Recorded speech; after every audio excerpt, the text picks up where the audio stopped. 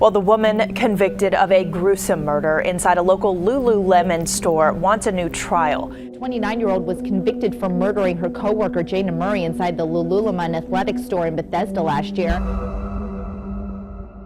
The morning of March 12th, 2011, 8:12 a.m., Bethesda, Maryland.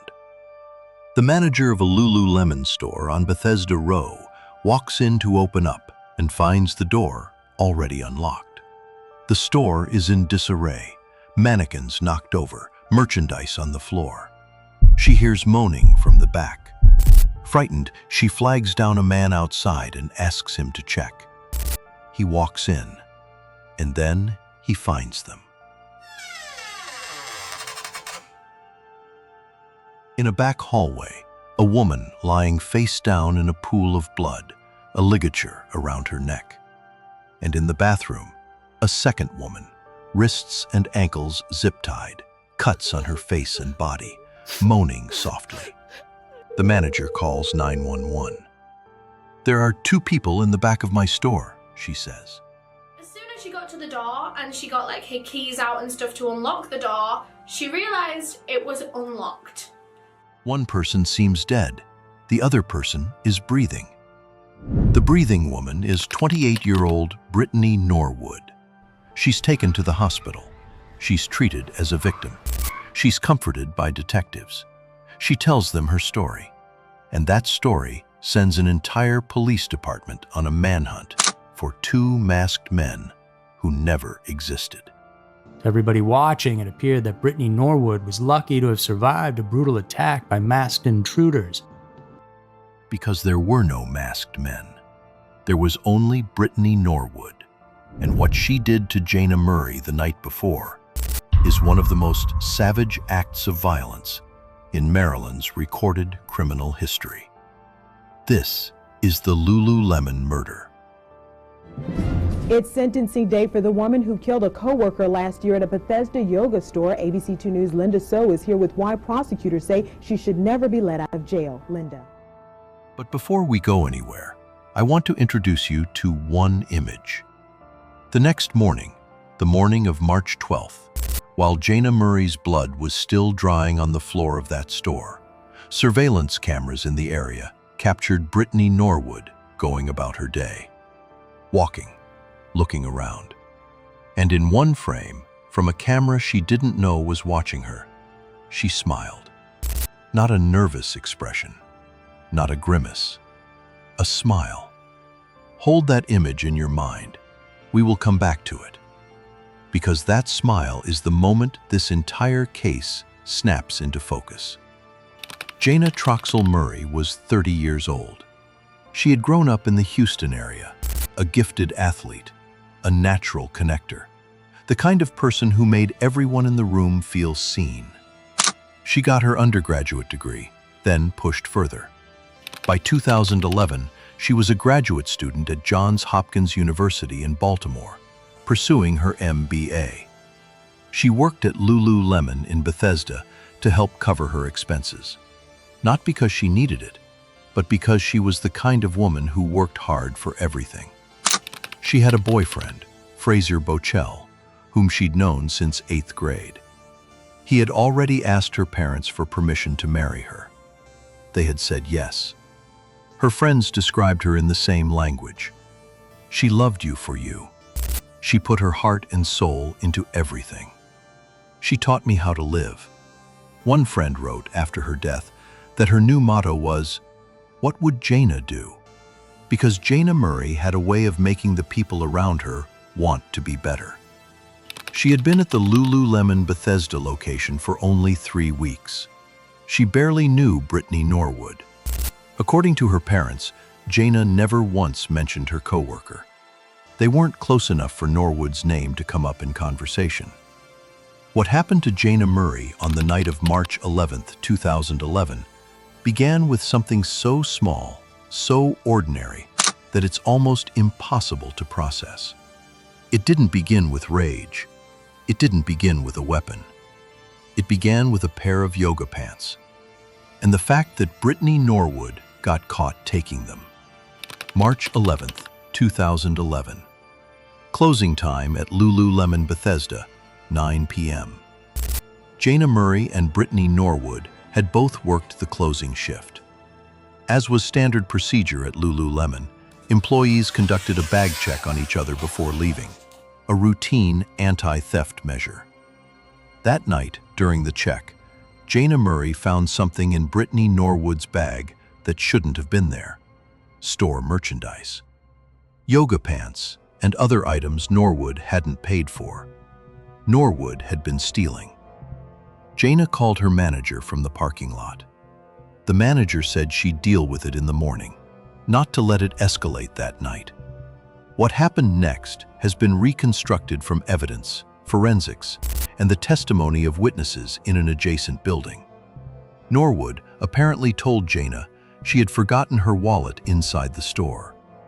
Jayna, either believing her or choosing to give her the benefit of the doubt, used her key to let them both back in.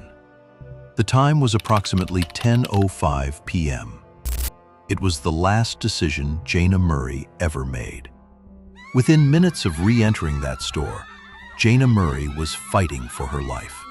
Police say this was a workplace dispute gone lethal. One possible motive: Brittany Norwood may have been accused of stealing from this store. It's an accusation some who knew her say has come up before. And I need to pause here before we get into what happened inside, because there's a detail about what was happening on the other side of the wall that night that no one has ever fully come to terms with. 3 employees at the Apple store next door were still working, and they heard everything. What they did, or rather what they didn't do, became one of the most discussed aspects of this entire case. We'll come back to it. What forensic pathologists later reconstructed took approximately 17 minutes. 17 minutes. The attack began near the store's entrance. Brittany Norwood picked up the first weapon and didn't stop. She used at least 11 different objects, most of them from within the store itself. A hammer from the toolbox, a wrench, a knife, a metal merchandise peg, a mannequin peg, a rope. She beat Jayna Murray with them, one after another. When one weapon wasn't working the way she needed, she found another. Jayna fought back. 105 of her 331 injuries were defensive wounds, on her hands, her forearms, her legs. She fought to live for 17 minutes, and she did not survive. Medical examiner Dr. Mary Ripple, the deputy chief medical examiner for Maryland, testified at trial that over 200 of those 331 injuries were to Jayna's head and face. She testified that Jayna was alive for much of the assault, that she was conscious, fighting, and aware of what was happening to her. And so you were working last night? Mm-hmm. And so it was just Jayna and you? Mm-hmm. From 7 to close. She was a little ahead of me, and there was someone who hit her in her face.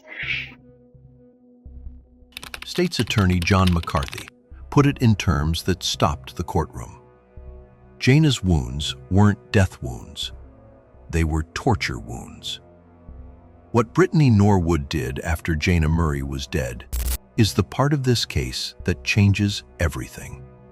Because the murder was brutal and savage and almost beyond comprehension. But what came next required something different. It required calculation. It required thinking. It required a woman who had just committed a 17-minute assault to step back, assess the scene, and construct a false reality sophisticated enough to fool an entire police department. Most people in the aftermath of something like that can barely function. Brittany Norwood got to work. Here is what forensic investigators later established that Norwood did in the hours after the murder. First, she opened the store's safe and removed 3 bags of cash, making it look like a robbery. Second, she moved Jayna's car from its parking spot outside the store to a different parking lot several blocks away, to suggest the attackers had taken it. She left her own blood in Jayna's car in the process. Third, she found a pair of men's size 14 Reebok sneakers, enormous shoes that would never fit her, and walked through the blood-soaked store in them, creating false footprints suggesting a large male perpetrator. Fourth, she used store zip ties to bind her own wrists and ankles. She inflicted superficial cuts on her own face, chest, legs, and arms. Wounds that looked dramatic but required no stitches, except two.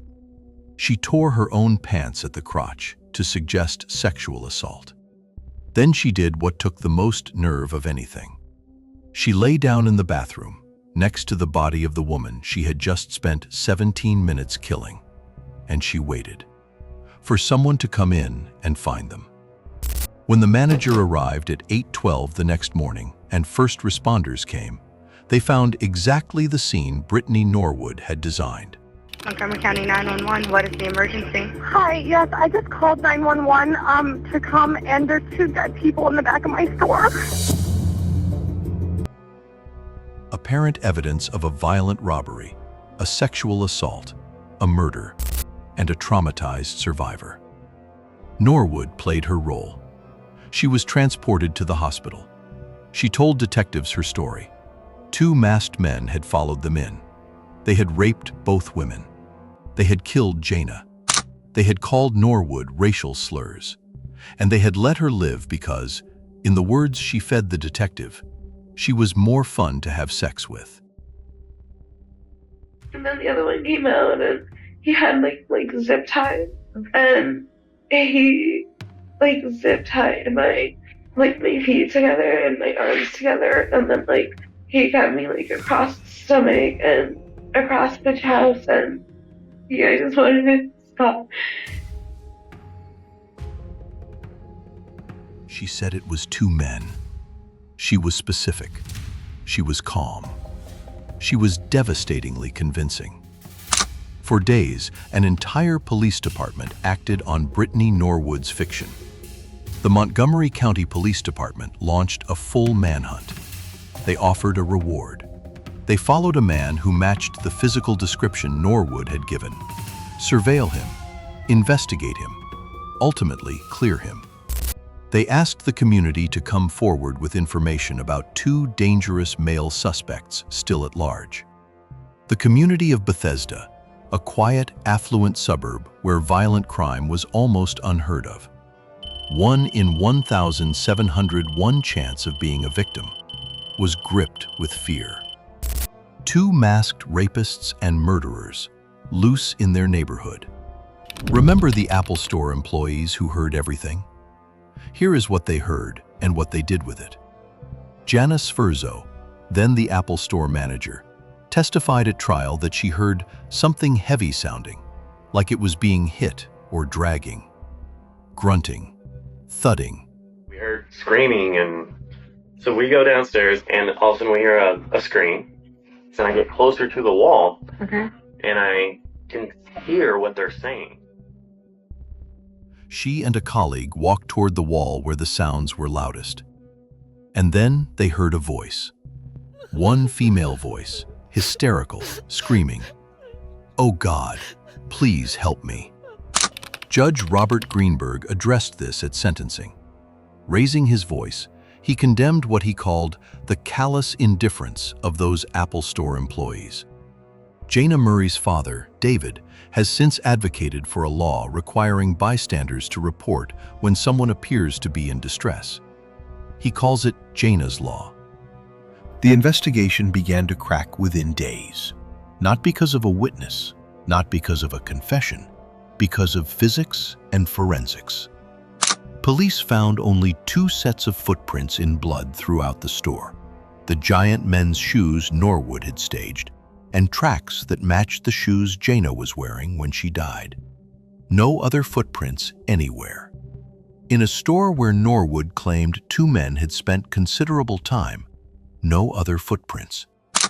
Norwood's blood was found inside Jayna's car, which she had moved.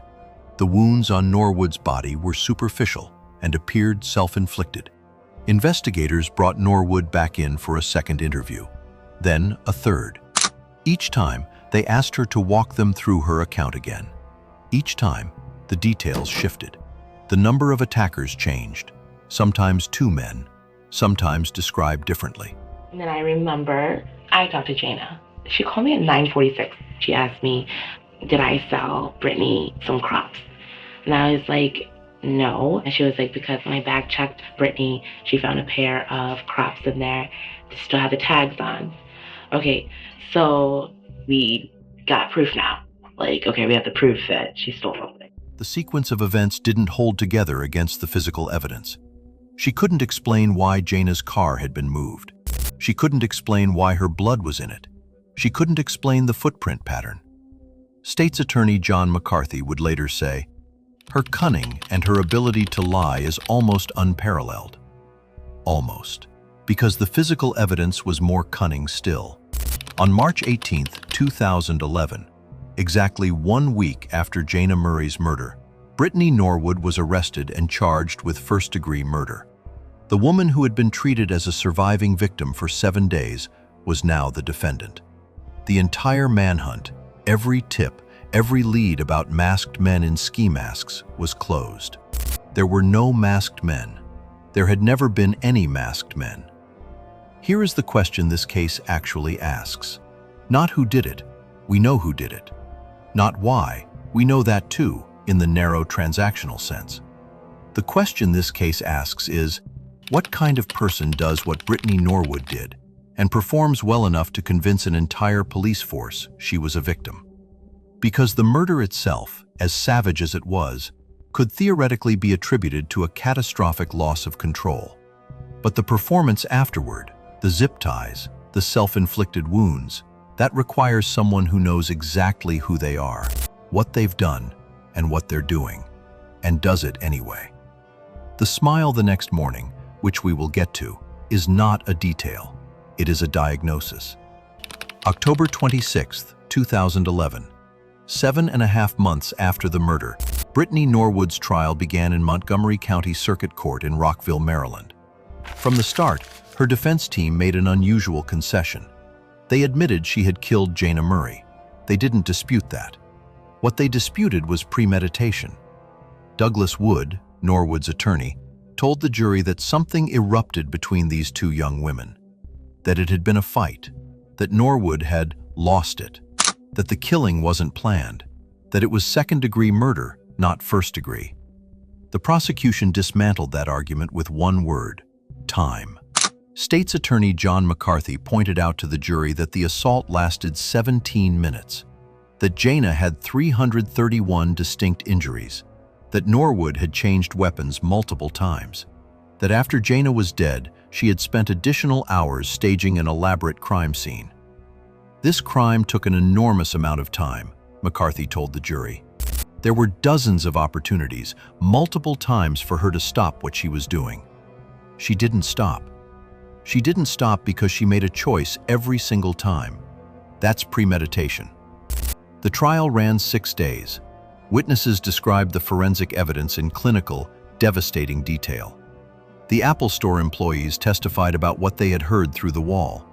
Dr. Ripple described each category of injury. The medical examiner's photographs, shown to the jury, were described by a juror afterward as the most disturbing images they had ever seen. Phyllis Murray, Jayna's mother, took the stand for the victim impact portion. Every person in the courtroom was crying. One juror said later that what swayed everyone over was the number of ferocious wounds to the head and face prior to the victim actually dying. The defense called no witnesses. The jury deliberated for just over 1 hour. 1 hour for a case with 331 wounds, 6 days of testimony, and 7 months of investigation. When the foreman stood up and read the verdict, guilty of first-degree murder, Brittany Norwood sat motionless, no visible emotion. January 27, 2012, Montgomery County Circuit Court. The gallery was packed. Jayna's family, her friends, her colleagues. Fraser Bochell, the man she was going to marry, stood and addressed the court. Not only was Jayna taken away from me, he said, but so was my future. Hope is not a right of those who have taken a life unjustly. Row after row of the gallery wept. The Murray family's rage, David described it as the most brutal sentence he'd ever had to write. The victim impact statement he submitted was palpable. Jayna Murray's brother David had a 4-word response outside the courthouse. Too little, he said. Too late. Judge Robert Greenberg was not moved. He raised his voice. He stared at Norwood across the courtroom. He called her actions barbaric, devious, and cold-blooded. He said her crime exemplified the worst of human nature. He rejected the defense argument that she was capable of rehabilitation. And then he said something that answered her apology more cleanly than anything else in the room. "You're one hell of a liar, ma'am." He sentenced Brittany Norwood to life in prison without the possibility of parole. He added, "You will see another sunrise, another sunset, but your only reality is confinement, consequence, and accountability." It's sentencing day for the woman who killed a coworker last year at a Bethesda yoga store. ABC2 News' Linda So is here with why prosecutors say she should never be let out of jail. Linda. Brittany Norwood is currently serving her sentence at the Maryland Correctional Institution for Women in Jessup, Maryland. She will die there. The Lululemon store on Bethesda Row eventually reopened. When it did, Jayna Murray's family attended the ceremony. Above the entrance, in the store window, the staff had installed a stained glass mosaic with one word engraved in it: love. So why, more than a decade later, does this case still feel unresolved to the people who followed it closely? I think it's because of the psychology. Because a story about a robbery gone wrong, or a rage killing, or even a premeditated murder, those stories have internal logic we can understand, even if we're horrified by them. What makes this case different is the performance, the orchestration, the hours Brittany Norwood spent alone in that store with Jayna Murray's body, building a false reality with zip ties and oversized shoes and staged footprints. And then, when she was done, going to sleep. And waking up the next morning and smiling. At the beginning of this video, I asked you to hold an image. A surveillance camera frame captured the morning after, showing Brittany Norwood smiling. Here is the full context. On the morning of March 12, 2011, after Jayna Murray had been dead for hours, after Norwood had staged the crime scene, after she had zip-tied herself, a camera she didn't know was watching caught her. She was outside the store, or nearby, at some point before the manager arrived. And she smiled. Not a flicker, not an accident of expression. She smiled. Investigators cited it during the investigation. Brittany Norwood was caught not because she made an obvious mistake. She was caught because she made 17 minutes of mistakes before the staging even began. 17 minutes that left 331 marks on a woman's body. And 105 of those marks were the marks of someone fighting back. Jayna Murray fought for her life. She left defensive wounds on her own arms and hands that told the story of those final minutes more precisely than any witness could.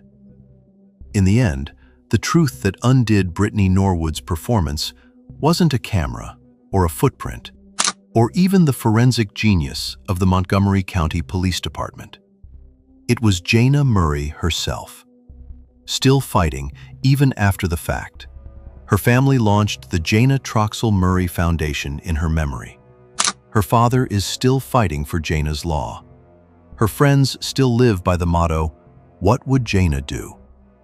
If you want to learn more, the Oxygen Network and several documentary productions have covered this case in depth. And if you found this video worth your time, please share it. Jayna Murray's name deserves to be spoken more than Brittany Norwood's.